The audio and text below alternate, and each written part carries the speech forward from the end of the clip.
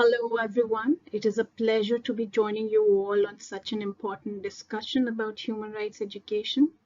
I will be discussing about human rights education for preschool students and best practices from India. Before I start our discussion and the conversation, I'd like to start this session with a quote from Kofi Annan. Kofi Annan said, "Human rights education goes beyond a single lesson. It's a process to equip people with the tools they need to live lives of security and dignity. And that is why it is needed explicitly in the curriculum. After all, isn't that the whole point of education?"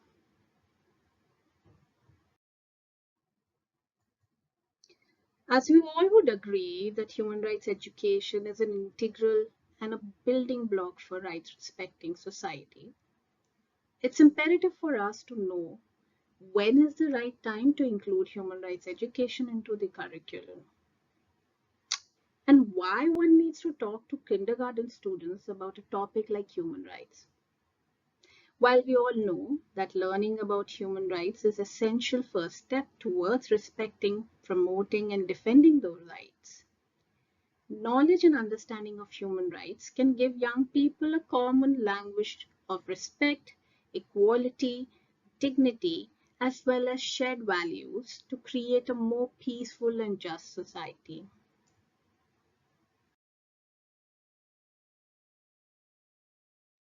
Researchers have suggested that children who are introduced to the principles of human rights, like dignity, respect, inclusion, non-discrimination, and participation, at an early age, are more responsible citizens, are more sensitive to others, so basically have a higher developed sense of empathy, are more aware of their self and self-worth, and have a healthy self-esteem, are more skilled in maintaining social interactions, and have a very well developed social intelligence. Researchers also suggest that early childhood education and learning plays a pivotal role in shaping young minds, often becoming ingrained in the individual personalities. Thus, introducing human rights principles as part of early childhood education enables children to make a balanced, informed, and well thought of choices in the classroom, on the playground, at home, and in the community.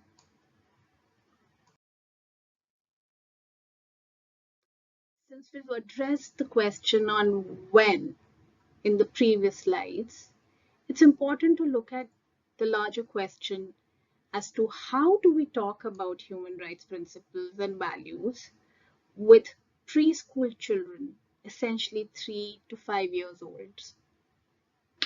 This is a very interesting question, and in India, after years of on-ground implementation, we realized that in order to make human rights education relevant and useful to very young children, the method through which this knowledge is imparted needs to be consistent, engaging, and constant across all areas of their lives.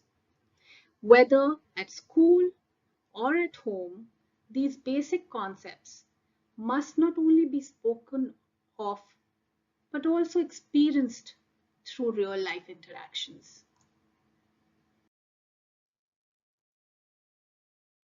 Thus, to effectively inculcate human rights values and principles in young children, it is essential to build a strong, effective homeschool continuum.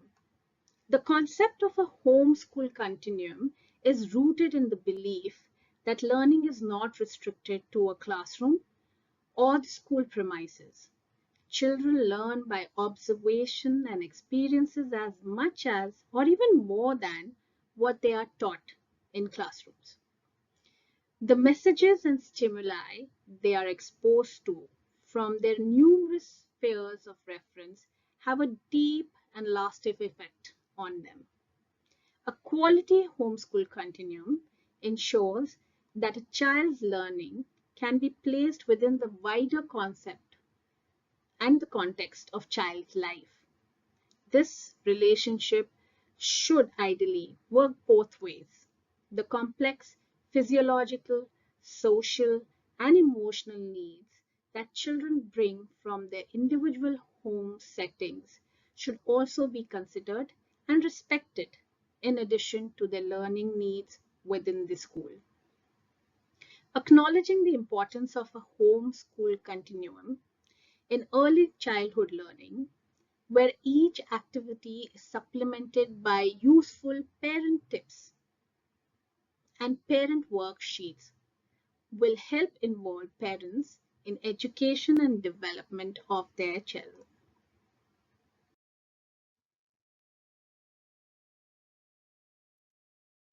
In India, we adopted whole school approach for kindergarten. Adopting this approach helped us going beyond teaching human rights as a separate lesson in the classroom. It meant creating an environment where everyone understands, values, and protects human rights. In particular, we looked at few strands. One was curriculum policy and practice, where we identified different ways in which human rights education could be integrated into the curriculum of kindergarten students. Teaching materials, we identified learning materials that will support teachers in incorporating human rights issues into their teaching practices. In particular, UDHR values that the teachers were very keen to integrate in their classroom learning. Another thing that we focused on was teacher training, providing training and support for teachers to incorporate human rights values and principles in their work, and eventually bringing a group of practitioners, and we call them community of practitioners, together to support each other during implementation of the project and beyond that. So a group of teachers coming together, sharing best practices, learning materials, a word of encouragement for them to continue the implementation of this learning process.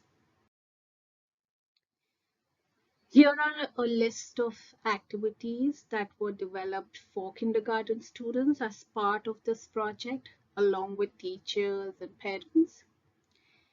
And these teachers and community of practitioners basically linked everyday activities to human rights framework, like explaining through activities concepts like needs that are basically things that are necessary for our well-being and survival, which are also our rights as children. Some examples of such would be right to food, right to be taken care of, etc.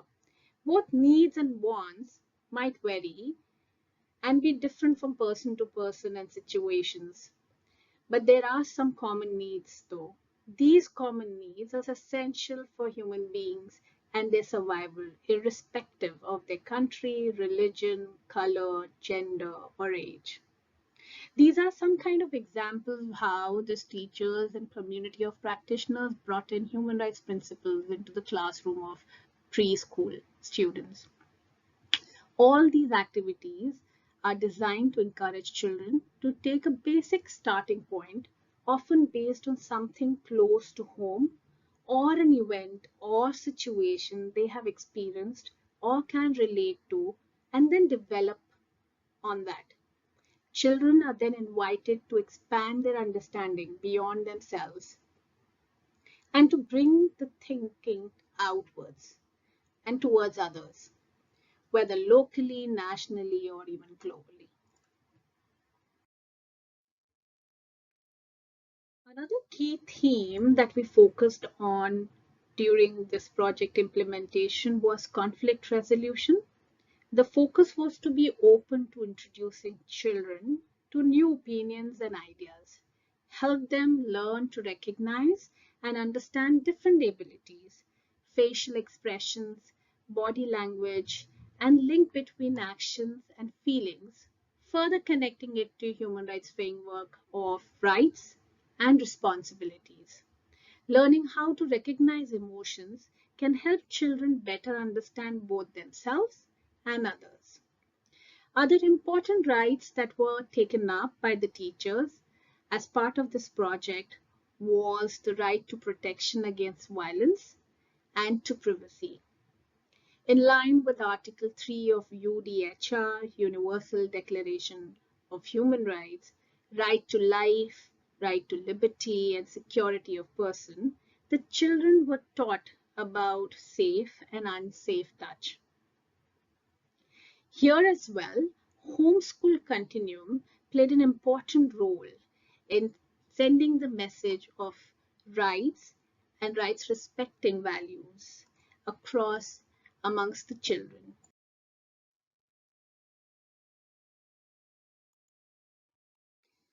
As part of this project, we initially conducted rigorous workshops for and teacher trainings for teachers that included refresher training every few months, also mapping of school needs and aspirations, and eventually came out with a module that could be implemented by kindergarten teachers in India, and can be contextualized based on their state or provision they were in.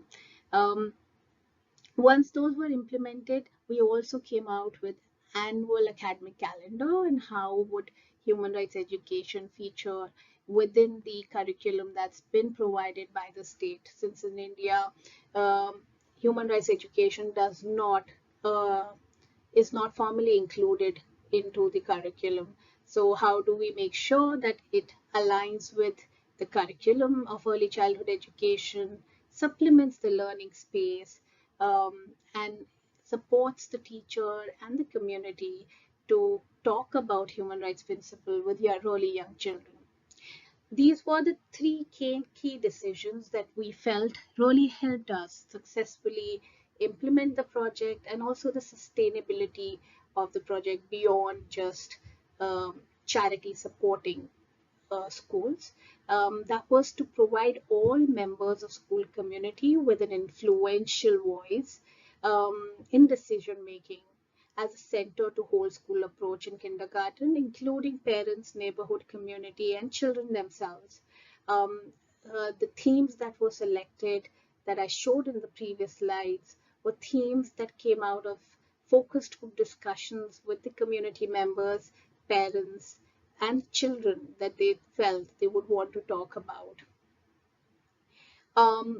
To support teachers to introduce human rights to children as a fundamental part of Amnesty's work, which is why we create resources for all age groups and subjects, ensuring regular teacher training and community of practitioners.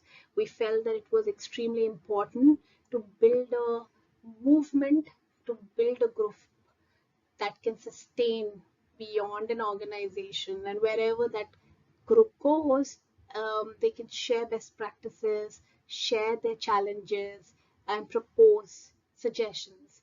And therefore, having a community of practitioners really helped build the group momentum and learning space, not only for children, but also for the teachers and their professional growth.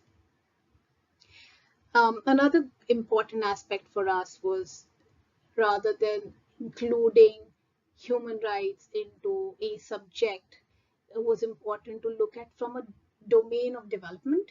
And when we're talking about early childhood education, where does human rights vocabulary sit in the language development for a child? Cognitive development, how do we talk about fine motor skills or gross motor skills while touching upon values of kindness, empathy, diversity with young children? And how do we talk about critical thinking, inculcate logical reasoning when we're talking about themes like conflict resolution? So a very intentional approach of linking the domain of development to human rights principles was put into place.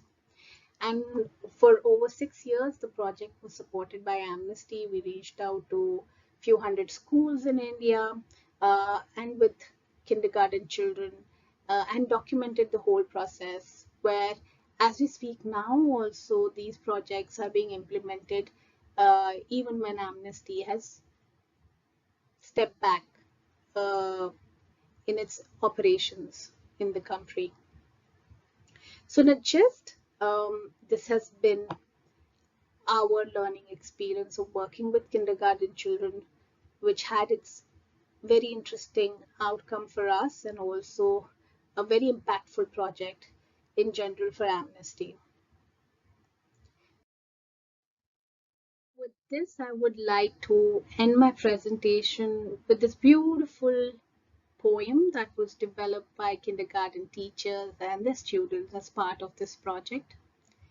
I would also like to thank you for your patience and your interest to discuss about human rights education with preschool children and its significance. Thank you so much.